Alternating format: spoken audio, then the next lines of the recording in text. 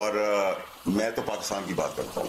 میں آپ کی بات کروں گا, آپ میری بات کریں گے. ہم میں اختلاف ہو سکتا ہے بات کرنے کے اوپر, ایشوز کے اوپر.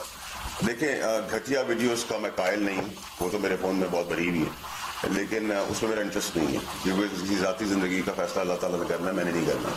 لیکن میں کانکریٹ اندر خانے کیا ہو رہا ہے اور باہر خانے پی ٹی آئی کیا کر رہی ہے اس سے ریلیٹڈ, کیونکہ میرے پاس دید لحاظ ہے. آج بھی خان صاحب کی ماں پہ یا بہن پہ کوئی بات آئے گی تو میں ویسے ہی کھڑا ہوں گا جیسے آپ کی ماں بہن کے لیے کھڑا ہوں گا, اپنی ماں بہن کے لیے کھڑا ہوں گا.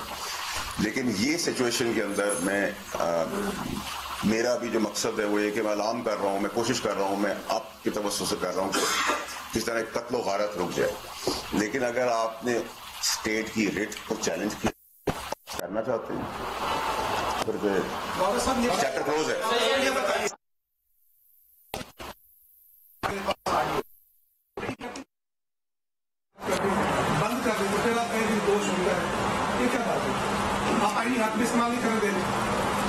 آپ بھی میرے خیال سے غالباً اسی پاپولیرٹی ویو کا حصہ بنے گی. میں سوال آپ کا حق ہے. دیکھیے, احتجاج کرنا, پرامن احتجاج کرنا, اس کی ٹائمنگز کا احتجاج کرنا بڑا امپورٹنٹ ہے. میں ایک مثال دے رہا ہوں, میرے گھر میں وفات ہوئی اور آپ ڈھول بازے لے کے آئیں گے تو جوتے کھائیں گے نا. پھر میں کہوں گا میرے گھر میں میت ہے, آپ ڈھول بازے کے میوزک کا انٹر ہو رہے ہیں تو جوتے ماروں گا. اسی طرح جب ملک کی قسمت بدل رہی ہو یا بہتری کی طرف جا رہا ہو یا تھوڑی سی بہتری کی طرف جا رہا ہو, اچھائی کی طرف جا رہا ہو, میں نے آپ کو چیزیں گرایا, مجھے چیلنج کرے نا. پیٹرول سستا ہو رہا ہے, پیٹرول اور سستا ہوگا اللہ کے حکم سے. ڈالر 350 ملا تھا اسی پی ڈی ایم کی حکومت سے, 345 335 میں, 55 روپے نیچے, 500 روپے باز ہونا چاہیے تھا, نہیں ہوا.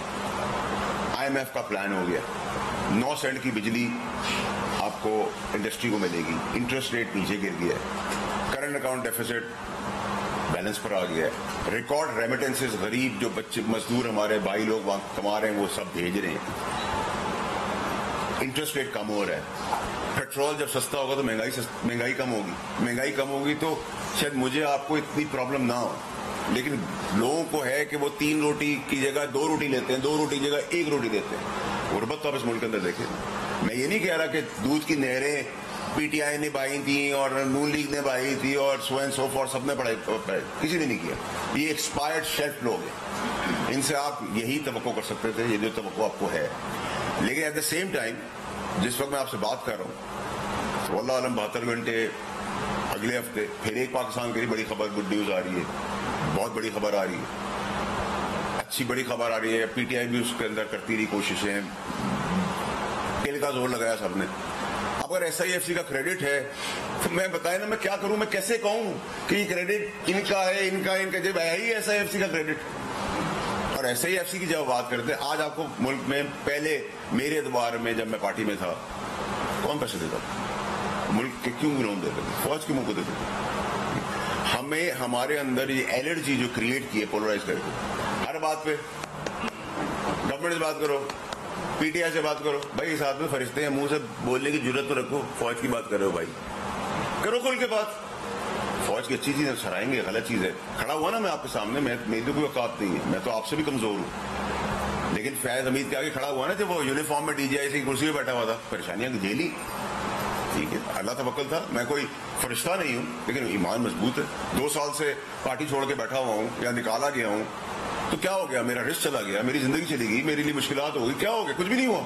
میں آزاد ہوں. میں اس غلامی کو نہیں ایکسیپٹ کر سکتا تھا جدھر ڈکٹیٹرشپ ہو, جدھر مجھے کہ آگ لگا دو, بندے مار دو. میں نے خان صاحب کے لیے مورلی, ایموشنلی, فائنینشلی جو کام کیے, وہ 3-4 آدمی تھے پارٹی کے اندر جنہوں نے وہ کیا. کریم صاحب تھے, علیم خان صاحب تھے, ٹھیک ہے. کہاں ہے وہ پرانی پارٹی, کس طرح اٹھا. میں تو ان بزدلوں میں سے نہیں ہوں جو 9 مئی واقعہ کیا تھا, ہاتھ اٹھا کے پیچھے باندھ کے داستان, داڑھی لگا کے, بال بڑے کر کے, سفید لگا کے آ گئے کہ جی ہم اب سیاست نہیں. میں ان بغیرتوں میں سے نہیں ہوں. میں جب پاکستان کی تحریک انصاف عروج پہ تھی اور عمران خان صاحب چاند پہ بیٹھے ہوئے تھے, اس ٹائم پہ میں نے سروائیو کیا اور میں نکلا باہر کیونکہ میں نے ادھر سے بات کی.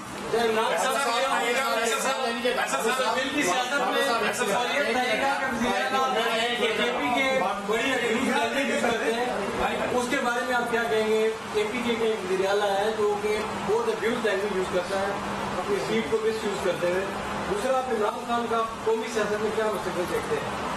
دیکھیں جہاں تک آپ کے سی ایم کے پی کے کی بات کریں، گالی دینے سے میں نے آپ کو جیسے ہی کہا، میں تو کراچی والا ہوں، گالیوں میں اتنی سپیڈ ہے کہ اسپورٹس کار بھی پیچھے رہ جائے گی، ٹھیک ہے؟ تو اللہ کا احسان ہے، اللہ نے خود کفیل کیا ہوا ہے ہر شعبے کے اندر، 2 پیسے جیب میں بھی ہے، دماغ کی گرمی بھی ہے، جذبات کی گرمی بھی ہے، زبان کی گرمی بھی ہے، سب کچھ ہے۔